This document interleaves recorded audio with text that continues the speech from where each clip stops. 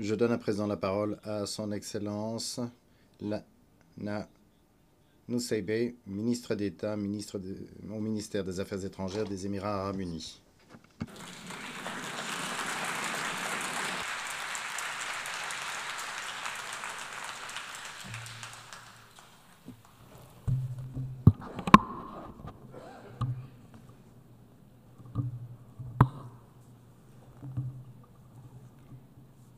السيد الرئيس، حين وقف العالم Monsieur le Président,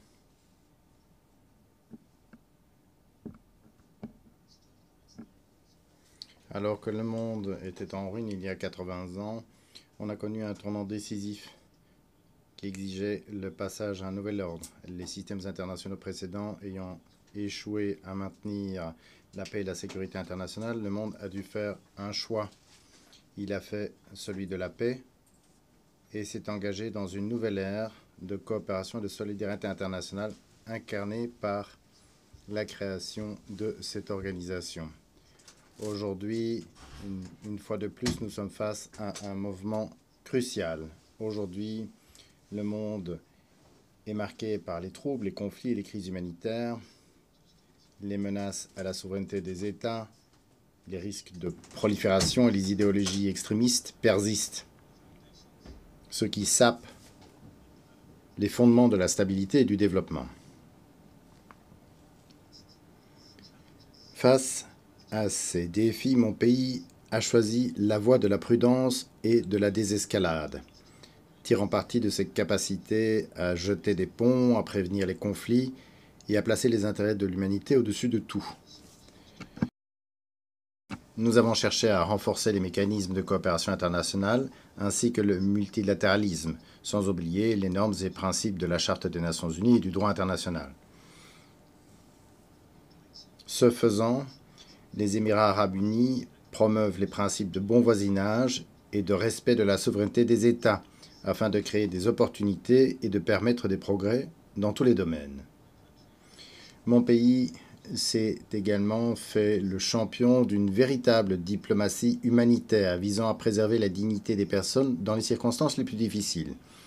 Nous avons cherché à combler les divisions en facilitant l'échange de milliers de prisonniers entre la Russie et l'Ukraine, en accueillant les pourparlers de paix entre l'Azerbaïdjan et l'Arménie, ainsi qu'en déployant des efforts pour faire retomber les tensions en Asie du Sud et au-delà. Face à ces défis mondiaux, les Émirats arabes unis demeurent attachés à la diplomatie, aux solutions pacifiques et au dialogue. Notre objectif n'est pas de gérer les conflits, mais de les résoudre de manière durable. La nécessité urgente d'une telle approche est évidente partout dans le monde, que ce soit dans la bande de Gaza, en Ukraine, au Soudan, au Yémen, en Libye ou au Sahel. Bon nombre des crises qui nous entourent ont été exacerbées par les idéologies extrémistes, les discours de haine et les incitations à la violence. C'est la raison pour laquelle nous déployons des efforts pour faire avancer le programme Tolérance, Paix et Sécurité, afin de défendre les valeurs consacrées dans la Charte des Nations Unies et de briser les cycles de conflit.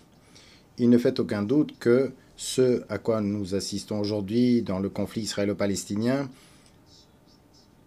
n'est pas seulement le résultat des efforts des extrémistes et des bellicistes qui cherchent à compromettre la voie vers une résolution pacifique, mais sert également leurs intérêts. Rien ne peut justifier de prendre pour cible des dizaines de milliers de civils ou de les assiéger, de les affamer, de les déplacer de force.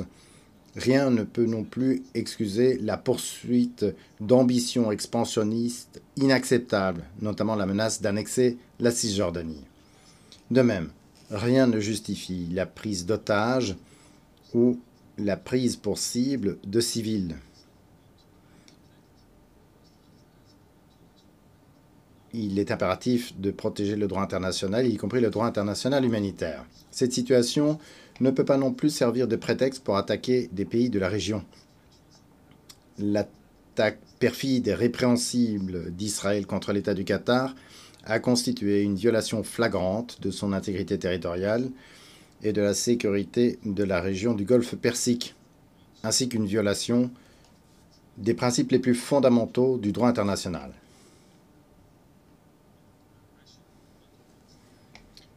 Aucune agression n'apportera la stabilité dans la région. Mon pays a toujours cru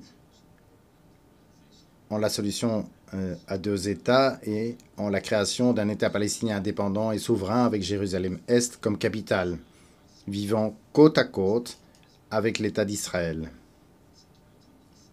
dans la sécurité, la paix et la prospérité. Il s'agit là d'une condition fondamentale pour parvenir à une solution permanente, juste et globale à cette question, avec un État palestinien capable de répondre aux aspirations du peuple palestinien, de restreindre l'utilisation des armes et d'assurer la sécurité, la stabilité et l'état de droit sans laisser aucune place aux groupes terroristes et extrémistes.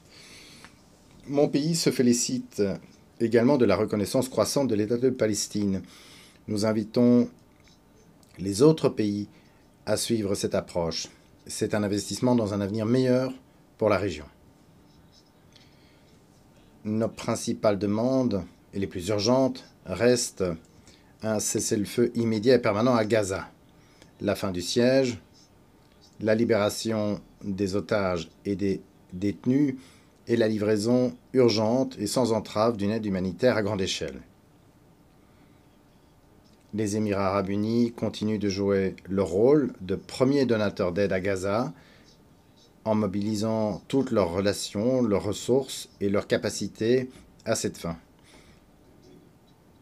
Nous continuerons à fournir de l'aide à ceux qui en ont le plus besoin, malgré les restrictions et malgré les obstacles.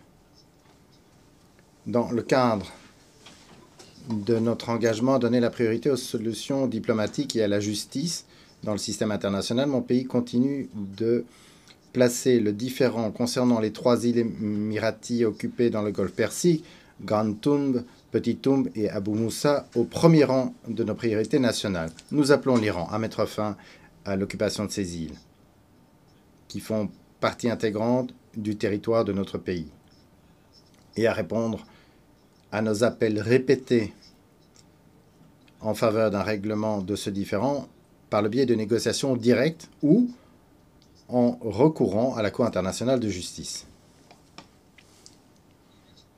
Nous réitérons ici notre soutien total à la souveraineté marocaine sur le Sahara marocain. Nous approuvons l'initiative d'autonomie dans le cadre de l'intégrité territoriale du Maroc. Monsieur le Président, la situation brutale à laquelle nous assistons à Gaza n'est pas la seule crise qui frappe notre région. Au Soudan, la population est confrontée à d'immenses souffrances humaines et à la famine. Mon pays est aux côtés de la population soudanaise. Nous appuyons ses aspirations à mettre fin à la guerre et à ses conséquences humanitaires graves. Nous soulignons l'importance de la déclaration du Quad sur le Soudan et de l'appel à une trêve humanitaire. Nous soulignons qu'il importe de parvenir à un cessez-le-feu immédiat et de garantir un accès sans entrave à l'aide humanitaire dans tout le pays. Une paix durable ne peut être obtenue par des solutions militaires. Un processus de transition doit être mis en place au Soudan afin de mettre en place un gouvernement civil, indépendant, qui ne soit contrôlé par aucune des parties belligérantes et qui ne laisse aucune place à l'extrémisme et au terrorisme.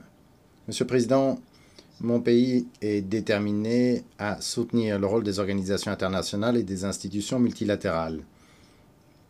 Il est urgent de développer et de réformer les institutions existantes afin de permettre une action collective, en particulier l'ONU et son Conseil de sécurité. Les Émirats arabes unis estiment que l'initiative ONU 80 est l'occasion de renforcer les capacités de l'organisation et de garantir une vision claire pour son action au cours des prochaines décennies. Cette vision de la réforme de l'ONU est conforme à l'approche nationale ambitieuse de mon pays sous la direction avisée de son Altesse le Cheikh Mohammed bin Zayed Al Nahyan, président des Émirats arabes unis, que Dieu le protège. Il s'agit d'une vision pour un système international efficace et équitable, capable de servir l'humanité et de travailler collectivement à la réalisation d'une prospérité globale et durable. Cela se reflète dans toutes les politiques des Émirats arabes unis. En matière d'économie et de développement, nous avons doublé nos investissements étrangers dans divers projets. Nous avons élargi nos partenariats afin d'assurer une prospérité partagée, en particulier avec les pays du Sud, notamment en Afrique, où nos investissements se sont étendus à différents secteurs, ce qui reflète notre conviction de l'importance de l'ouverture et de l'engagement pour parvenir à une prospérité et une stabilité partagée. Dans les domaines de la science, de la technologie et de l'intelligence artificielle, mon pays s'est efforcé d'exploiter ces outils pour faire progresser le développement partout dans le monde. Nous aidons les pays à renforcer leurs capacités technologiques tout en respectant leurs valeurs et leurs priorités nationales et en veillant à une utilisation responsable et éthique de ces technologies conformément au droit international. S'agissant de nos efforts constants visant à protéger la planète, les Émirats arabes unis accélèrent leurs investissements dans l'action internationale en faveur du climat en soutenant des solutions innovantes pour parvenir à une transition énergétique ordonnée, responsable et afin de promouvoir des énergies propres. Mon pays affirme son engagement indéfectible à mettre en œuvre les résultats du consensus des Émirats arabes unis, ici de la COP28, qui s'est tenue à Dubaï en 2023. Mon pays investit également beaucoup dans la lutte contre les difficultés liées à la pénurie d'eau, notamment par le biais de l'initiative Mohammed bin Zayed, qui soutient le développement et l'application de technologies visant à donner accès à cette ressource ô combien importante. Alors que nous nous préparons à accueillir la conférence sur l'eau l'année prochaine avec la République du Sénégal, nous allons essayer de renforcer la coopération internationale en la matière et nous allons essayer de stimuler les investissements en faveur de l'innovation. Dans tous nos projets, dans toutes nos initiatives, notre objectif, c'est promouvoir la participation pleine, égale et significative des femmes en tant que partenaires essentiels au sein de nos sociétés. En conclusion, Monsieur le Président, à une époque où nos institutions internationales sont affaiblies et où les principes du droit international sont sapés, nous devons assumer notre responsabilité commune afin d'assurer la continuité de notre système international, de restaurer sa crédibilité et de garantir un avenir meilleur aux générations futures. Je vous remercie, Monsieur le Président.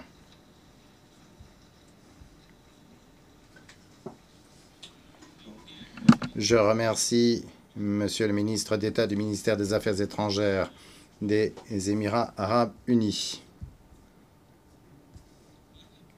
Nous venons d'entendre